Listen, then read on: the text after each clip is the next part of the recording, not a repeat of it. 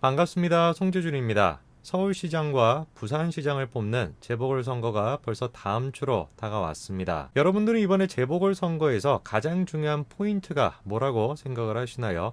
중요한 문제들이 몇 가지가 있습니다. 대표적으로는 LH 투기, 이거는 말할 것도 없이 문재인 정권을 완전히 지금 무너뜨리고 있고요. 그리고 그거 말고 또 다른 중요한 사건이 있으니 그것이 바로 조국 사태입니다. 저는 이 조국이라고 하는 사람에 대해서 얼마나 개인적으로 감사함을 느끼는지 모르겠어요.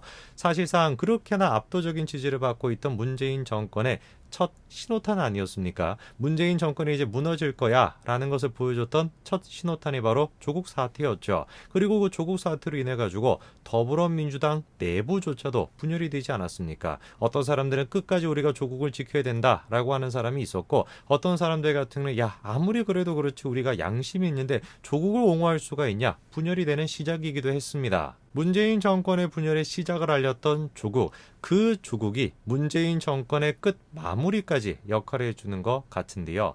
조국과 지금 관련돼 있는 그 딸의 입시 비리 문제, 이 문제에 대해 가지고 더불어민주당이 지금 시간이 가면 갈수록 고민이 점점 더 커지는 것 같습니다. 한마디로 눈치를 계속해서 보고 있는 것인데요.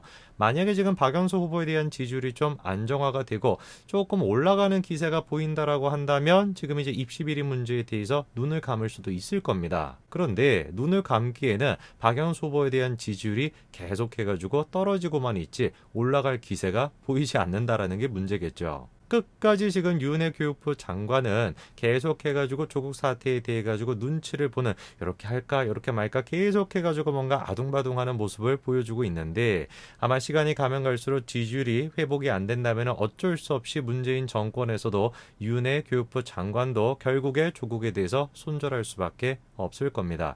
오늘 저는 영상을 통해서 윤해 교육부 장관이 어떤 식으로 지금 조국에 대해서 눈치를 보고 있는지, 그리고 마지막까지 가장 최근에 이 조국 사태에 대해서 윤해 교육부 장관이 어떤 입장을 내놨는지 그거를 좀 정리해드리고자 합니다. 같이 한번 보시죠.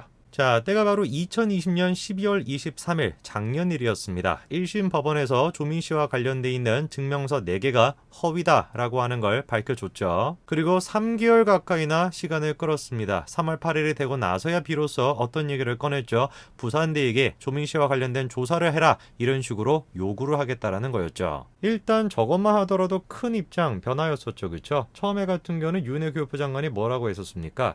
이 조민 씨와 관련된 문제는 자기들 소관이 아니다라는 것이에요. 그걸 좀 어떻게 할지는 부산대학교가 결정하는 것이니까 그거는 우리 소관이 아니다. 이게 이제 교육부 장관의 입장이었는데, 어떻게 된 것인지 서울시장 선거가 다가오게 되면서 입장이 상당히 바뀌었죠. 그렇죠? 처음에 같은 경우는 그저 부산대학교의 권한이다라고 얘기를 했던 교육부 장관이 입장이 180도 바뀌어가지고 이렇게 얘기를 합니다. 자, 교육부 장관이 이렇게 얘기하죠. 대학은 법원 판결과는 별도로 학내 입시 의혹에 대해 사실관계를 조사하고 일련의 조치를 취할 의무가 있다, 이렇게 얘기를 합니다. 처음에 같은 경우는 그냥 권한이다, 부산대학교의 권한이지 우리가 어찌할 수 있는 게 아니다 라고 얘기했던 교육부 장관이 이 지금 서울시장 선거가 다가오게 되면서 완전히 입장이 바뀌어가지고 의무가 있다, 이거에 대해 가지고 조치를 취할 의무가 있다, 이렇게 지금 입장이 바뀐 거죠. 그리고 실제로 윤해 교육부 장관은 정말로 조국을 손절하려고 하는 듯한 그런 모양새를 취했습니다. 가장 최근에는 또 조민 사태에 대해 가지고 윤해가 이렇게 얘기를 했습니다. 부산대학교뿐만 아니라 이제는 어디로까지 갑니까? 고려대까지도 얘기가 나옵니다. 고려대학교에 조민과 관련된 입시 의혹을 조사하라고 요구할 계획이 있는가라는 질문에 대해서 종합적으로 판단하면서 예외 없이 절차에 따라 판단하고 진행하겠다, 이렇게 지금 얘기했습니다. 약간 근데 저거는 뭐와 좀 비슷합니까? 처음에 이제 부산대학교에게 그런 식으로 요구할 생각이 있는가라는 질문에 대해서 답변했던 거랑 좀 비슷하지 않습니까? 법과 원칙에 따라가지고 조치를 취하겠다, 이렇게 지금 얘기했던 게 그대로 지금 고려대학교도 적용이 되는 거 아닙니까? 이 부산대학교는 여러분도 잘 아시는 것처럼 지금 이제 의전원과 연관이 되어 있고요. 고려대학교는 글자 그대로 대학교입니다. 만약에 고려대학교가 조치를 취하게 된다면 입학이 취소가 되니까 조민 씨 같은 경우는 고졸로 남게 되게 되는 거죠. 부산대학교 같은 경우는 마찬가지로 중요하지만 저 개인적인 생각으로는 고려대학교 입장이 더 중요하다라고 보거든요. 대한민국에서 대학교가 가지고 있는 어떤 그 위상을 생각해 봤을 때 당연히 고려대학교 입장이 더 중요하지 않겠습니까?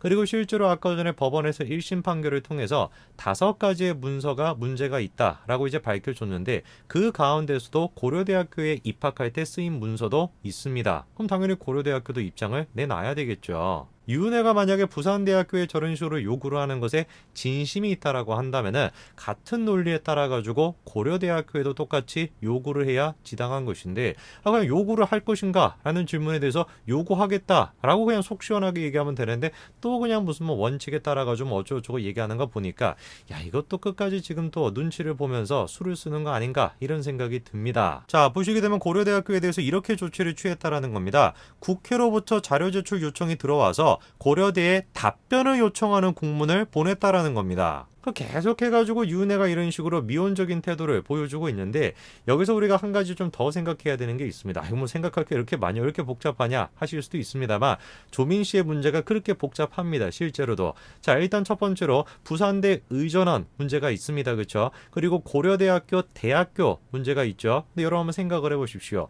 대학교에 진학을 하겠다라고 한다면 서류가 필요하고 성적이 필요한데 그 서류와 성적 언제 준비하는 겁니까? 고등학교 시절에 준비를 하는 것이죠. 그럼 우리가 생각을 해봤을 때 대학교에 진학할 때 서류를 제출했는데 그 서류에 문제가 있다라고 한다면 누구한테 우리가 서류를 요구를 해야 되겠습니까? 누구한테 입장을 정리해라 라고 요구를 해야 되겠습니까? 고려대학교뿐만 아니라 그거 작성을 도와준 고등학교에도 마찬가지로 요구해야 되는 거 아니겠어요? 왜? 실질적으로 그런 식의 서류가 작성이 된 거는 조민 씨가 다녔던 한영외고이니까 한영외고에 우리가 요구해야 되는 거 아닙니까? 그런데 그 한영외고에 대해서 유은혜가 이렇게 입장을 밝힙니다. 한영외고 문제에 대해서는 서울시 교육청의 관리 감독 대상이기 때문에 법률 검토를 하고 있지 않다라는 것입니다. 이러다 보니까 이제 우리가 유은혜에 대해 가지고 의심할 수밖에 없는 것이죠. 야 이거 지금 뭔가 수를 쓰는 거 아닌가 계속해가지고 지금 꼬리에 꼬리를 물듯이 뭔가 여지를 자꾸 남겨놓고 있는 거 아닙니까?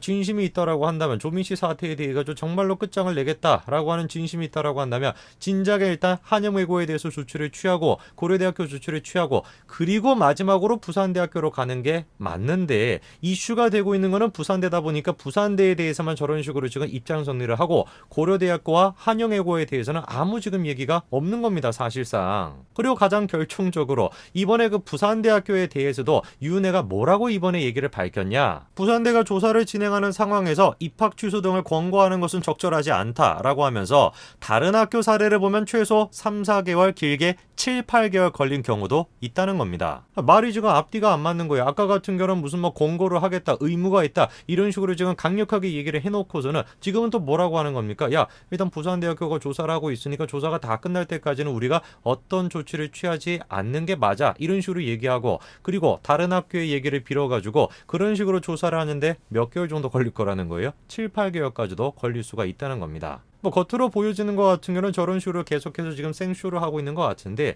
물론 이제 그런 여지도 있습니다. 우리가 이제 추미애 법무부 장관의 경우를 좀 생각해 볼 필요가 있죠. 계속해가지고 날뛰었었는데 그거를 이제 가만히 놔두다가 결국에는 하다가 안 되니까 너무 지지율이 떨어지니까 문재인 대통령에 대한 지지율이 너무 떨어지다 보니까 결국에는 추미애를 손절하지 않았습니까? 그 경우가 조국의 경우도 마찬가지로 적용될 가능성이 높다라는 것이죠. 우연찮게 두 사람 전부 다 또 법무부 장관이었으니 아마 현실적으로 생각해 봤을 때는 지금 재보궐선거가 다음 주에 있다 보니까 다음 주 전까지는 뭔가 조민에 대해 가지고 강력한 조치가 이루어지기는 어려워 보입니다. 그러나 내년 이제 대선도 마찬가지로 코앞으로 왔습니다. 여러분 시간이 이렇게 빨리 갑니다. 이 내년 대선을 생각해 봤을 때 아마 7, 8개월 걸린다라고 얘기하는 거 들어보니까 대선 전까지는 조민에 대해 가지고 정리를 할 것이라고 보입니다. 재보궐선거가 끝나고 난 다음에 문재인 대통령에 대한 지지율은 회복이 되기가 어려워 보이고 문재인 대통령에 대한 지지가 회복이 어렵다라고 한다면 당연히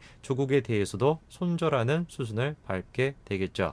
조민 씨의 경우와 결국 끝을 향해 달려가고 있는 것 같습니다. 오늘까지 말씀드리겠습니다. 감사합니다.